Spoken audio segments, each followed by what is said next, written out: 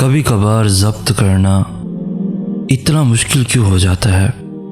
کبھی کبھار کائنات کی ہر شے یوں اداس لگنے لگتی ہے جیسے یہاں کبھی خوشیوں کا بسیرا ہی نہ ہوا ہو۔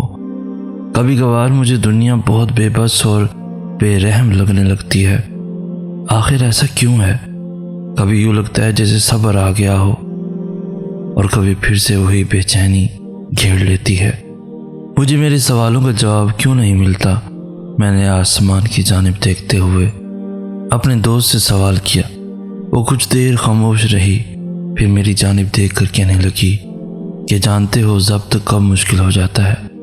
جب ہم حقیقت تسلیم نہیں کر پاتے، جب ہم اللہ کے فیصلوں پر راضی نہیں ہو پاتے، پھر ہمیں ہر چیز اداس لگنے لگتی ہے، کیونکہ ہم اللہ کی مصلحتوں سے انکار کرتے ہیں۔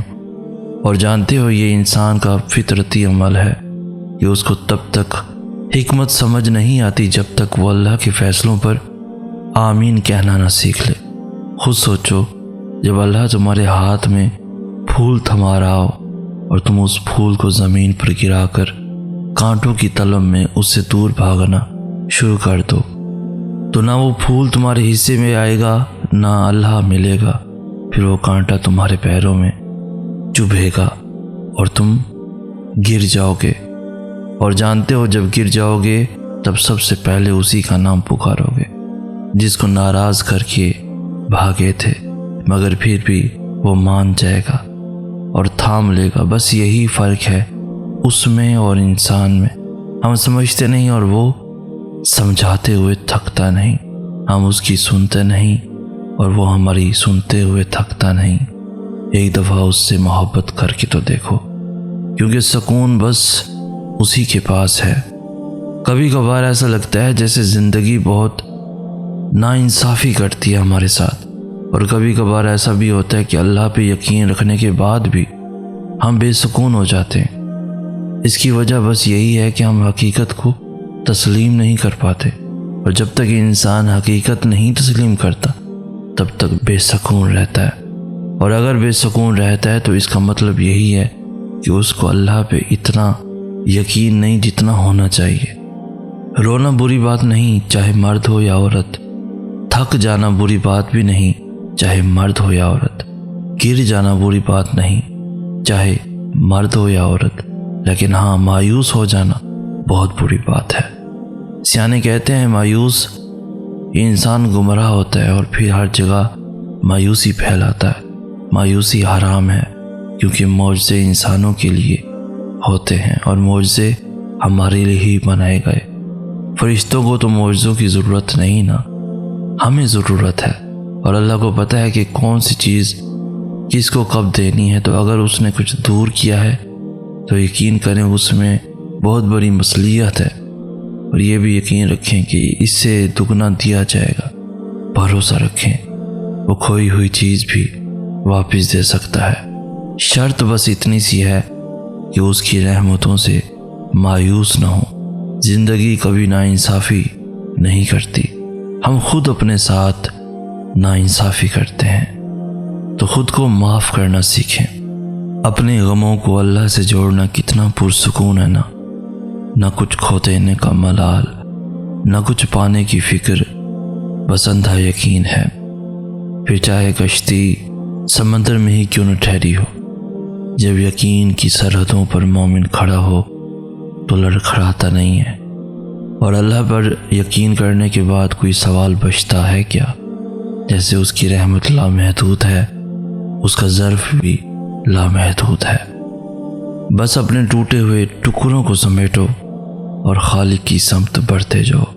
خالق خود ہی نبٹ لے گا تمام دکھ دردوں سے۔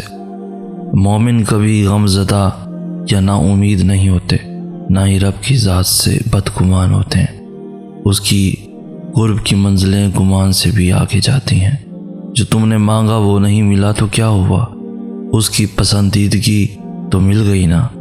اور جسے اللہ چن لے اسے کون ٹھکراتا ہے بھلا؟ اس کی موجودگی کا احساس، اللہ کی صدائیں پیاسی روح کی پیاس کا محور بن جاتی ہے، اور وہ تمہارے ساتھ ہوتا ہے تم جہاں کہیں بھی ہو۔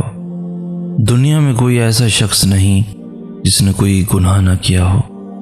انسان ہے، بہک جاتا ہے، لیکن نادم بھی تو ہو جاتا ہے۔ اگر کوئی انسان موو آن کرنا چاہے اور اس لیے کوشش بھی کرے، جب اللہ موقع دے سکتا ہے تو آپ کو کیا تکلیف ہے؟ انسان ہے، انسان بنے، خدا نہیں۔ دوسروں کو بھی انسان ہونے کا مارجن دیں۔ سب نے اپنی اپنی قبر میں جانا ہے۔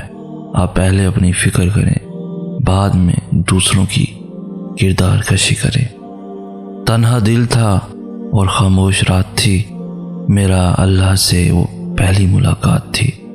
باقی سبھی قصے تو بعد میں سنائے تھے، پہلے جو میں نے کی تھی وہ آپ کی بات تھی۔ مجھ کو بھی اب اپنایت سی ہے اس سے، جب کوئی نہ تھا تب تنہائی میرے ساتھ تھی۔ بخششیں بھلے مل جائیں لیکن بہشت کیسے ملے گی؟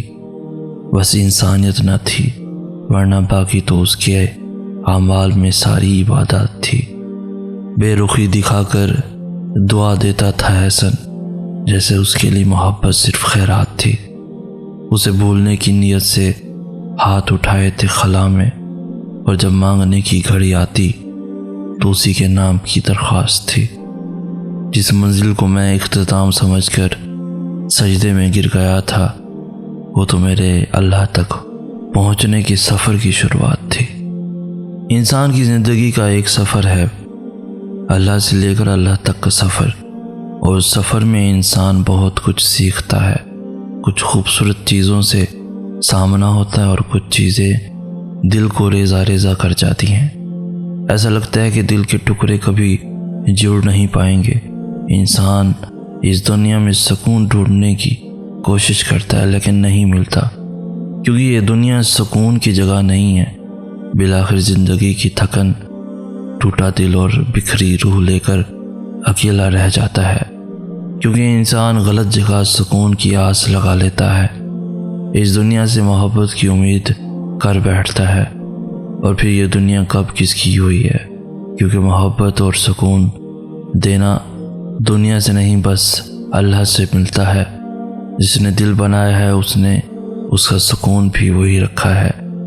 اللہ کی یاد میں زندگی کے اس سفر کا مقصد ہی یہی ہے، اللہ کو ڈھونڈنے کی آرزو، اسے پانے کی جستجو، اور اللہ جسے اپنی لو لگا دے تو ان کی زندگی بھی حسین ہو جاتی ہے، اور یہ سفر بھی حسین ہو جاتا ہے۔